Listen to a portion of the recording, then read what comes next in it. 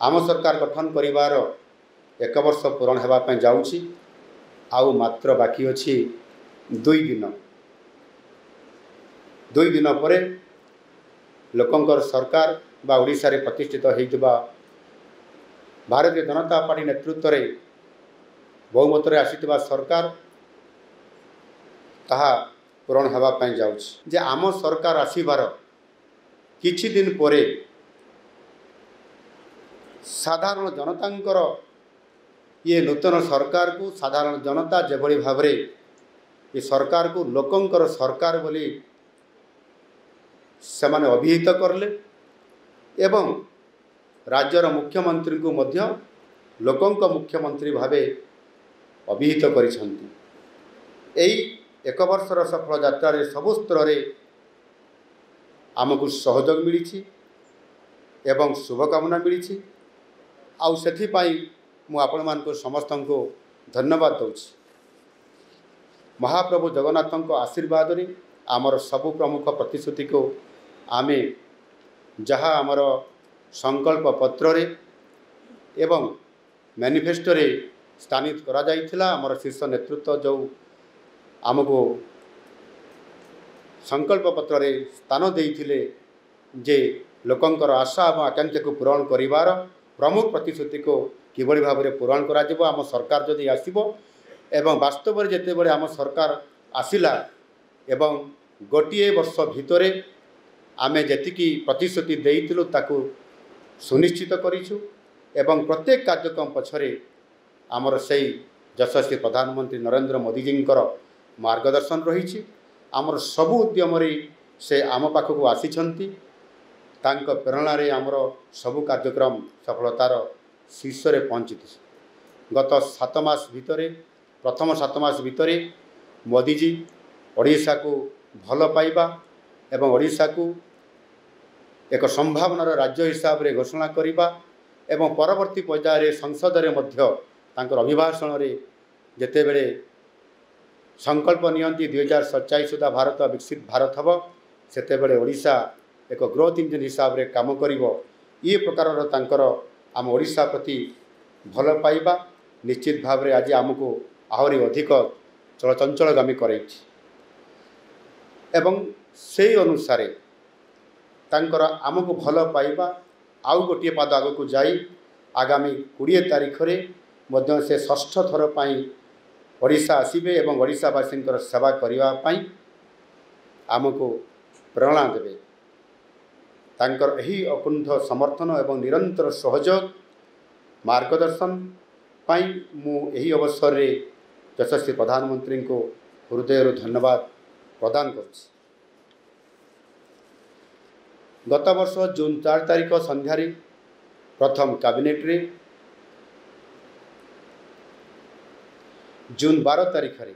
गत वर्ष जून 12 तारीख संध्यारे प्रथम कैबिनेट रे लिया जाइथिबा 4टी गुरुत्वपूर्ण निष्पत्ति जेपरी सुभद्रा योजना धान किणा बाबद को अधिक 800 टंका प्रदान श्रीमंदिर 4 द्वार खोलिबा एवं 500 कोटी टंकार कर्पोरेशन गठन करिबा श्रीमंदिर पुरी पाई ये भली 4टी कैबिनेट रे शपथ पाठ उत्सवर गोटे घंटा पर कैबिनेट बसिबा एवं कैबिनेट रे अनुमोदन पर संध्यारे पुरी को समस्त मंत्री परिषद सदस्य मानकर सहित पुरी को जीवा राति रहिला परे पाहांतार उठी मंगल आरती समय रे पुरी श्रीमंदिर 4 द्वार खोलिबा ये निश्चित भाव रे ओडिशा राजनीति इतिहास रे एक गुरुत्वपूर्ण मुहूर्त थिला। एही गुरी भाव रे आम सरकार उद्यमरत 12 मासर निरंतर भाव रे दिन राति एक करी विभिन्न कार्यक्रम को आमे गुरुत्व आरोप करिथिलु एवं से भितरे जो प्रथम 4टी आमर गुरुत्वपूर्ण निष्पत्ति थिला सेतिरे महिला सशक्तिकरण जो थे कि आम महिला मानक सशक्तकरण करने जाई जेभली भाव में आमे सेमानंको आर्थिक सहायता प्रदान करने सहित विभिन्न सशक्तकरण योजना रे जोड़िबा एवं तांकु 50,000 टंका 5 वर्ष देवार जो घोषणा अनुसार प्रति वर्ष 2टी किस्ती 10,000 आर्थिक सहायता प्रदान करने एवं सेमानंकु तांकर रिवॉल्विंग फंड को वृद्धि करिबा एवं तांकर कम्युनिटी फंड को मध्य वृद्धि करिबा एवं समान ता सहित सेमानंकु किबळी भाबरे आगामी दिन में लक्षपति दीदी हेबारे बड़ भूमिका से नहीं पारिबे आ सेतिपाई सरकार प्रत्यक्ष भाव में तांकु सहयोग करबा परे आज तार एक निश्चुक प्रमाण होउछि जे जहाँ प्रधानमंत्री आह्वान करथिले लखपति दीदी किबळी भाव में अधिक ओडिशा रे आगो को बढ़िबो एवं ये अर्थ जेतेबेले आमे गोटे वर्ष रे 2टी किस्ती रे 10,000 सुभद्रा भौणी एवं महिला मानक आमे प्रदान करलु एवं परवर्ती पर्यायर जेतेबेले आमे ग्राउंड रिपोर्ट आनिलु देखिलु जे वास्तविक समस्त महिला और माँ मैंने से अर्थ को समानकर छोट छोट व्यवसाय रे विभिन्न कार्यक्रम रे समाने ताको इन्वेस्ट करिसंती एवं ताहार फलस्वरूप जो रिजल्ट आसिला जे सेथिरे लक्षपति दीदी हेबार बहुत बड़ भूमिका आज भारत वर्ष रे ओडिशा प्रथम स्थान अधिकार करिबा एवं आम टार्गेट को आमे 100% तार सफलता आनिबा अर्थात 17 लाख लाखपति दीदी जहाँकि 3 लाख रु 4 लाख भितर थिबा लाखपति दीदी बनैबा बा ए कार्यक्रम भितर समाने 17 लाख जस्ट पाखापाखि ये स्तर को पहुँची कि भारत वर्ष रे प्रथम स्थान अधिकार करिबा एवं माननीय प्रधानमंत्री द्वारा उच्च प्रशंसित हेबा ये गोटे तार निश्चुक प्रमाण आज गोटे वर्ष भितर आम सरकार लोकंक सरकार सबुठारु बड़ सफलता आज आम पाखरे पहुँची पारिछि। आज 17 लाख लाखपति दीदी आम कर ठीक से ही भाव कृषि क्षेत्र में जोठी प्राकृतिक विपर्यय ओडिशा रे केतबेले बन्या केतबेले बात्या केतबेले विभिन्न प्रकार प्राकृतिक विपर्यय जेतेबेले आसी थाए तार कड़ा मुकाबला करिबारे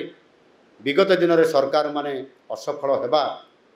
एवं आम सरकार आसिला परे कृषि क्षेत्र में एक वैप्लविक परिवर्तन आनिबा पय कृषक समृद्ध कृषि योजना आमे आनिलु एवं चलित वर्ष 2025-26 आर्थिक वर्ष रे कृषि को प्राधान्य देबा पय जाई आमे रेकर्ड 37,838 कोटी टंकार बजेट रे प्रावधान रखिछु। एथिरे कृषि एवं कृषि सहित जो रहिला मत्स्य एवं प्राणी संपद जलसेचन एवं ता सहित समवाय ये गोटे समस्त कृषि विभाग कृषि बजेट अधीन रे आसुची एवं सेथिपाई आगरु एते परिमाण अर्थ केबे व्यवस्था करा जाय नथिला